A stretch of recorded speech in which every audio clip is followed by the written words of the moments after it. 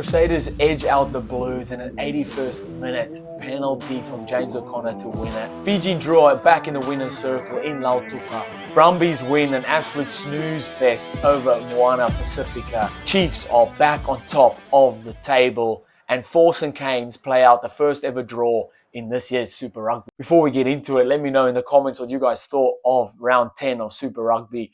Who was your match of the round? Who was your player of the round? What was your try of the round? Who did well for you in Super Rugby Fantasy? Let me know in the comments. Hit that subscribe if you haven't already. Let's get into it. Before we do, as you can see, I'm not in the usual studio. I'm on New South Wales coast, up the coast. Lovely, sunny weather outside.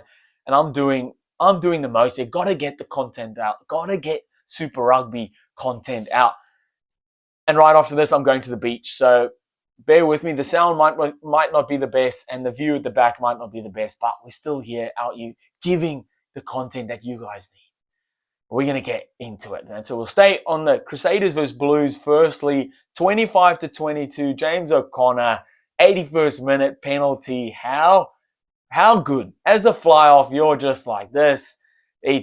Or as a kicker at least. We'll get into that.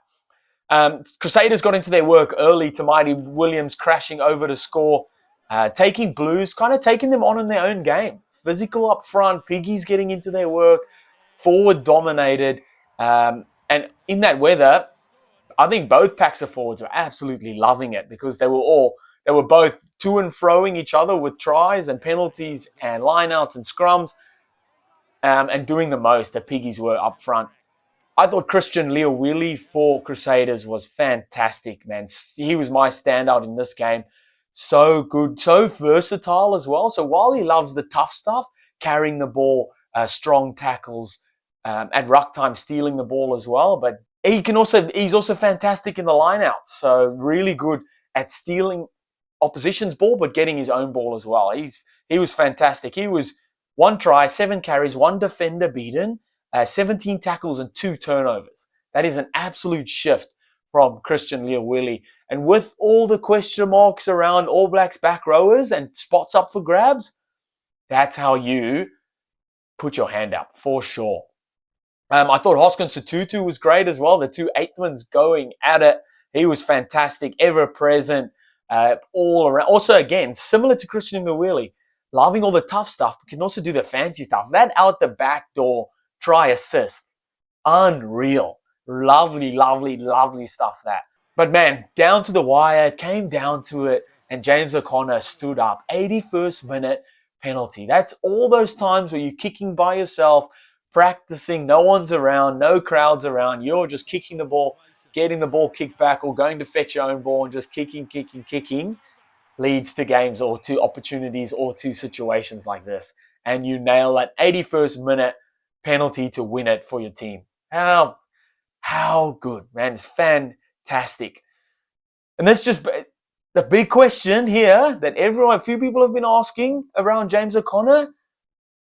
Could we see James O'Connor in the Wallabies set up again for the British and Irish Lions tour this year?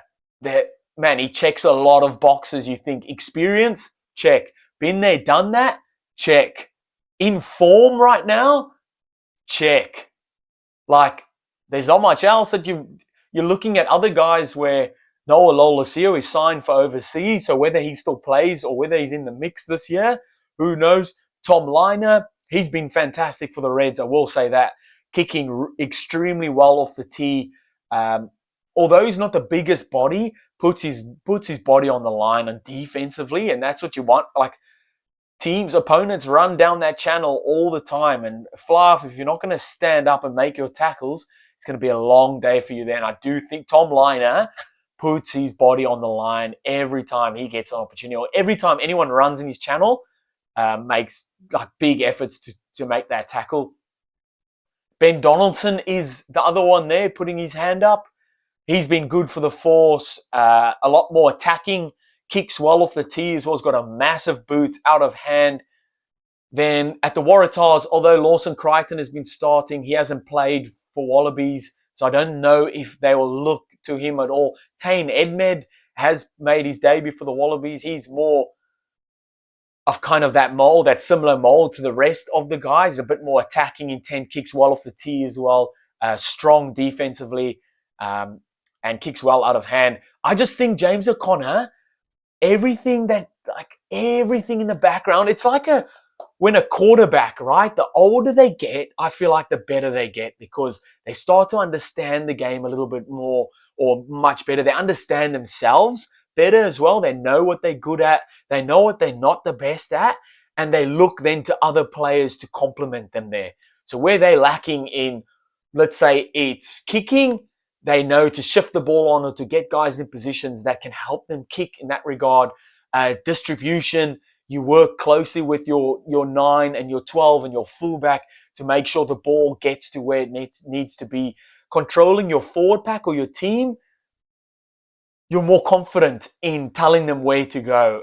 You want this done, you tell them exactly what you want. Where some guys with a little bit less experience might not. They might think something, but then might not say it. Where someone like James O'Connor, he'll think it and he'll say exactly what he wants because he's been there, done that. He's told everyone in his career what needs to be done, or he hasn't, and then he's learnt from that as well.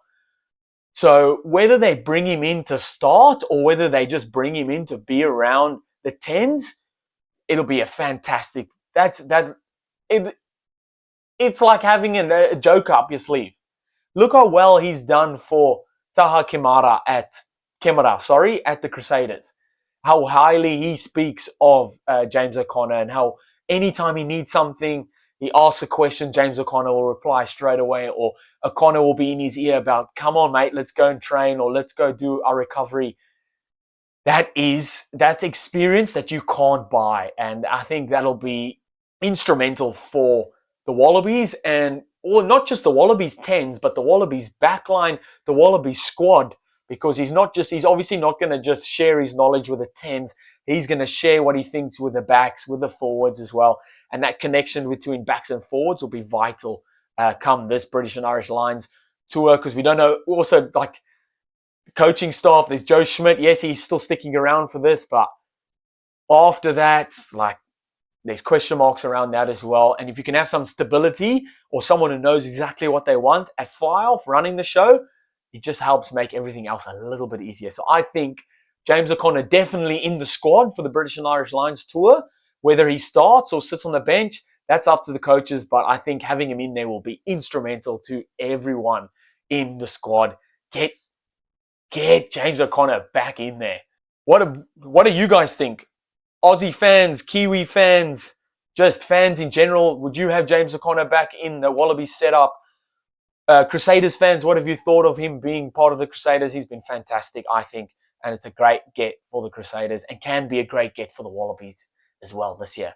Moving on, Drua versus Tahs, 28-14.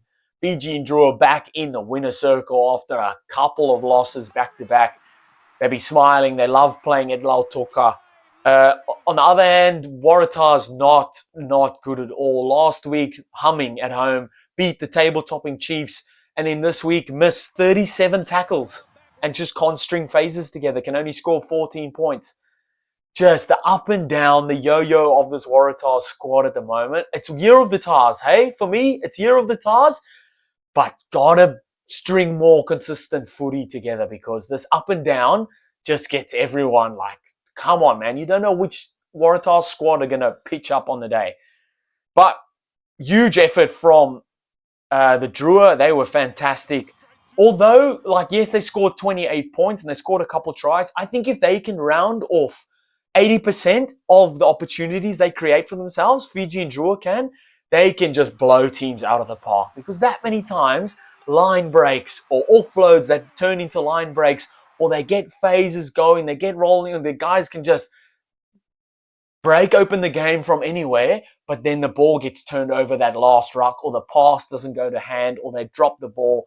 You know what I mean? Or they just lose the ball in those last few phases. So if they can convert 80% of the opportunities they create into points, this Fijian Drua team will be unstoppable. I'm telling you now, but they're just missing that last bit there. They just need to get that. They can overcome that hurdle and shut the gates. Good luck trying to stop them. I thought Tony Awanga he was unreal, fantastic. Always breaks the first one or two tackles. He's got an engine on him, so he gets around the park really well. Loves the physical stuff. Loves making line breaks from 50 meters out. He was fantastic, just everywhere on the park. He was 7 carries, 94 meters gained, 8 defenders beaten, and 6 tackles. So he's beating more. He's beating a defender every time he carries the ball, and then sometimes 1 or 2 extra. I thought the Fijian Drua set piece was really good. Fantastic lineouts and scrums. And Tars just looked soft, silly handling errors. Like I said, 37 missed tackles. You can't give Fijian Drua that much opportunity to score points because they will bury you. Good win for the Drua. Moving on, Moana versus Brumbies, 0-24. Brumbies go back-to-back wins for the first time this year. Away from home. Sorry, back-to-back away wins for the first time this year. And to be honest, an absolute snooze fest. It took 40 minutes for the first try to be scored. And it was just, the wet weather, but man, it was just back and forth. So much play was in the middle of the field. Someone would think they're going to get momentum and then knock the ball on or turn it over. And that kind of style plays into the Brumbies for sure for me because they love to just grind it out. They've got a strong pack of forwards that have been together for a very long time. And they can just grind. They don't mind winning these ugly games because they end up winning them, usually like 80% of the time. Brumbies reserves made a massive difference. Billy Pollard coming on, scoring 2 tries.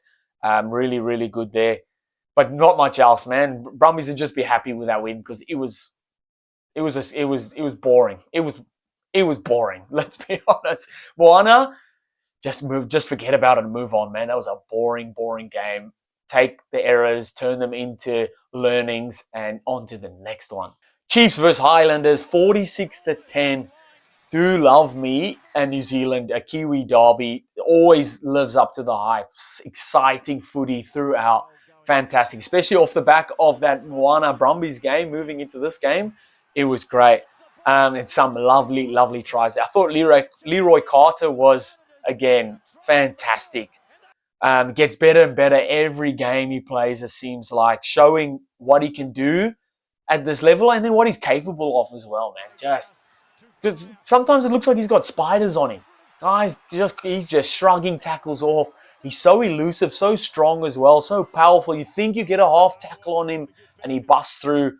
He was fantastic. He was 1 try, 7 carries, 84 meters gained, and 2 defenders beaten. Fantastic. Chiefs at home, just a different gravy, man. Last week, they lost to the Waratahs. Must have just been a little oil change. Enjoyed Coogee Beach maybe too nicely. But come back at home, back in Hamilton, and just good luck trying to beat me. They were really, really good. Just back to basics, strong up front, dominating the forwards, and then the backs rounding off some lovely tries. I thought Quintupai stood out for me as well. He was really good. And then Jacobson up front. Sammy Penifina was really good as well. Damon McKenzie back to what we know. Just classy effort, lad. And then lastly, Western Force versus the Hurricanes in Perth. 17-all, the first ever. It went to a showdown or golden point. You get 10 minutes right at the back end of the game. Whoever scores any type of points first wins. And at the end of it, if you're it's still a draw, and then it ends as a draw, and that's what happened. But I'm loving Ruben Love at 10 for the Hurricanes, or just him at 10. His transfer from catching the ball to passing is unreal. Watch this game back and see how quickly he catches it and gives it on, and it's always breadbasket for whoever's going to catch it. It just gives the ball carrier there so much time to do what he wants with the ball, because he's getting quick, crisp, clean ball. It's quick. He's got 3 or 4 meters before the defender gets to him. Footwork or the throw behind the back or the dummy, he just has a lot of time to do then what he wants to do. And it's all credit to how quick Ruben Love's distribution is there. And it's lovely. It's lovely. That is great. Very even. It was very even because it ended up in a draw, but both teams going at it, both teams throwing good shape at each other, both teams loving the contact areas. Carlo Tizzano, for me, just a freak. Isn't he a freak? Didn't score this game, which we're used to him scoring every game. But he's just a freak, man. Making turnovers, making breaks, tackles, runs, collisions, just everything. He's a Duracell bunny on Duracell batteries, on more batteries, on more batteries. He's unreal, just an absolute freak, and having the best season of his life, for sure. Without a doubt, he would probably agree with that. He's been unreal for Western Force this year. Nick White's pass for Matt Greeley's try just before halftime. That was lovely. Triple skip pass. Love to see it. Face ball in front of everyone. They're going to catch it. It just goes straight past. Matt Greeley goes over in the corner there. That was fantastic. I thought Callum Harkin was good. He was good for the Canes. He scored a nice try, but also bottled a certain try. Makes a break. Lovely straightening the line. Busts through. He's running to the corner. He's going to score. Decides to throw it inside to Cam Roygott and absolutely fluffs the pass. Goes 2 meters behind Cam Roygott and they get the ball turned over. Definitely one he'll want to forget, but overall a good game from him. Fainganufu scoring 2 tries, 2 lovely tries. He looks so hard to tackle, man. Runs really strong with ball in hand. Bust tackles with ease and scored 2 lovely tries there. He's got a good little step on him as well. Do love to see that. But 17-all, nothing to separate the guys. And not even extra time could separate them. And that's it. What did you guys think of Super Rugby Round 10? Let me know in the comments. Who did well for you in the fantasy? Who was your man of the round? What was your game of the round? Like I said, I'm on holiday up the New South Wales coast, just recording quickly, and then I'm hitting the beach. Let me know what you guys thought of this round. Hit that subscribe if you haven't already. I'll see you next time. Bye.